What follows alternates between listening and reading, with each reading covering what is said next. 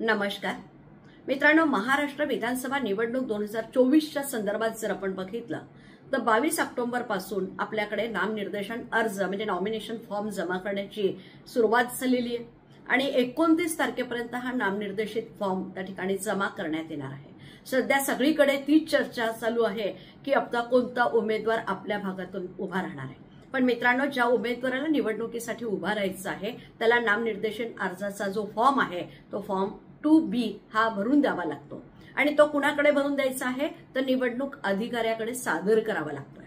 मग नामनिर्देशन अर्ज विधानसभेची निवडणूक लढवणाऱ्या उमेदवाराकडून तो भरला जातो आणि हा अर्ज निवडणूक आयोगाच्या नियमानुसार सादर करावा लागतो, हे लक्षात घ्या। यामध्ये उमेदवाराला जी माहिती भरावी लागते त्यामध्ये स्वतःची वैयक्तिक माहिती त्याला द्यायची आहे। त्यामध्ये उमेदवार जोही कोणी असेल त्याला आपलं पूर्ण नाव, वडिलांचं किंवा पतीचं जे नाव असेल ते, त्याची जन्मतारीख, लिंग आणि पत्ता याविषयीची माहिती व्यक्तिगत माहितीमध्ये द्यायची आहे। शैक्षणिक पात्रतेचा जर विचार केला तर उमेदवाराने आपल्या शिक्षणाचं स्तर आणि पदवी याविषयीची माहिती त्या ठिकाणी त्या फॉर्म मध्ये नमूद करणं आवश्यक आहे। मतदार नोंदणीची सुद्धा माहिती द्यायची आहे, कारण ज्या उमेदवाराला उभं राहायचंय त्याच्या मतदार यादीतलं नाव, त्याचा मतदार क्रमांक आणि मतदारसंघासंबंधीची माहिती या नॉमिनेशन फॉर्म मध्ये द्यावी लागते। गुन्हेगारी पार्श्वभूमीचाही विचार या ठिकाणी अर्ज भरताना करावा लागतो, कारण उमेदवाराच्या विरुद्ध कोणतेही न्यायालयीन प्रकरण जर प्रलंबित असेल तर त्याविषयीची संपूर्ण माहिती शपथपत्रात नमूद करणं आवश्यक असतं। याशिवाय मित्रांनो, आपली आर्थिक माहिती सुद्धा उमेदवाराला द्यावी लागते। मग मालमत्ता जी असेल किंवा कर्ज घेतलेलं असेल याविषयीची संपूर्ण माहिती, मग त्यामध्ये स्थावर आणि जंगम मालमत्ता, त्यांचं बँक खातं, IT रिटर्न वगैरेची संपूर्ण संपत्तिक माहिती म्हणजे आर्थिक स्थिती त्या ठिकाणी स्पष्ट करावी लागते। मित्रांनो, अनुसूचित जाती जमातीच्या आरक्षित जागेवर जर निवडणूक लढवणारा उमेदवार असेल तर त्याला आपलं जातीचं प्रमाणपत्र सादर करणं अत्यंत आवश्यक आहे। मित्रांनो, जर शपथपत्र खोटं आढळलं तर त्याची उमेदवारी रद्द होऊ शकते। मग उमेदवाराला अर्ज प्रक्रियेतली सर्व माहिती ही सत्य आणि पूर्णपणे कशी भरावी लागेल, अचूक भरावी लागते आणि दिलेल्या मुदतीच्या आतच म्हणजे 29 तारखेच्या आतच आता नामनिर्देशन अर्ज सादर करावा लागणार आहे।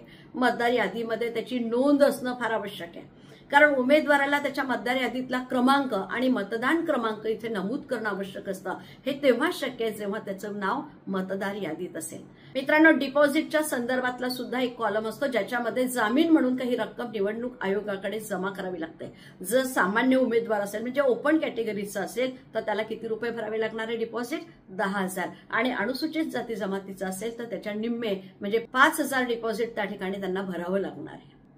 शपथपत्रातील सर्व रकाने त्यांना भरणे आवश्यक असते।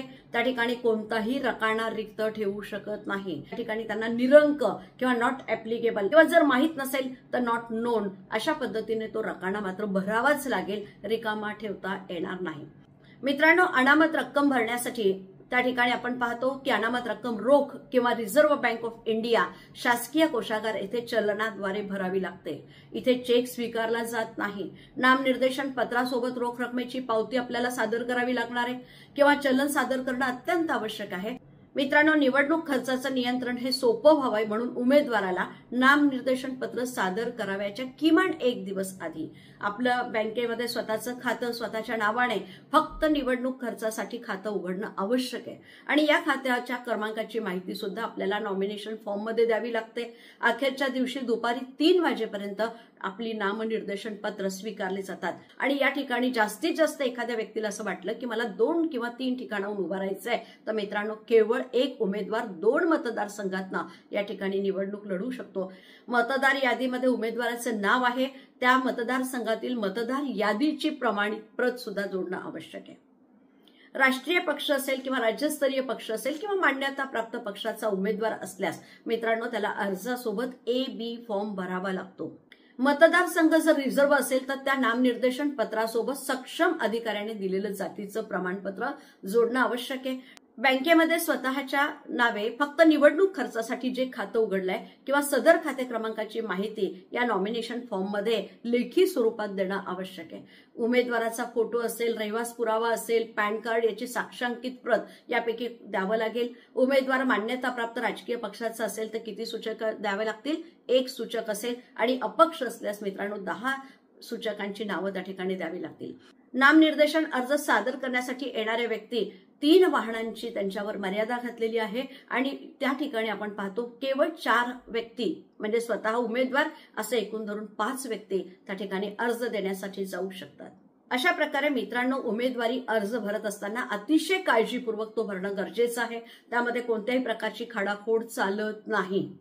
जर खाडाखोड झाली असेल तर तो अर्ज बाद होऊ शकतो। त्यावर आपली स्वतः उमेदवाराने स्वाक्षरी केली नाही किंवा सूचकाची स्वाक्षरी नसेल तरी तो अर्ज बाद होऊ शकतो। म्हणून अतिशय काळजीपूर्वक हा अर्ज भरणं गरजेचं आहे। याच्यामध्ये थोडीशीही त्रुट राहिली किंवा रिकामी जागा जरी सोडली तर त्या ठिकाणी अर्ज बाद होऊ शकतो। म्हणून कोणतीही जागा उमेदवाराने रिकामी सोडायची नाही। निरंक म्हणा, एने म्हणा किंवा माहित नाही असा जो पण विषय असेल तो त्या ठिकाणी रकाना भरणं अत्यंत आवश्यक आहे। म्हणून ह्या सगळ्या गोष्टींची काळजी घेऊन उमेदवारांनी आपला अर्ज सादर करावा। मित्रांनो, उमेदवारांचं काम आहे अर्ज सादर करणं आणि मग उमेदवार जे निवडणुकीला उभी राहतील त्यांची पारख करणं आणि योग्य उमेदवारांना निवडून देणं हे आमचं काय आहे, कर्तव्य आहे। हे कर्तव्य आपण निश्चित बजावणार आहात हे लक्षात घेऊनच या ठिकाणी आपण थांबूया।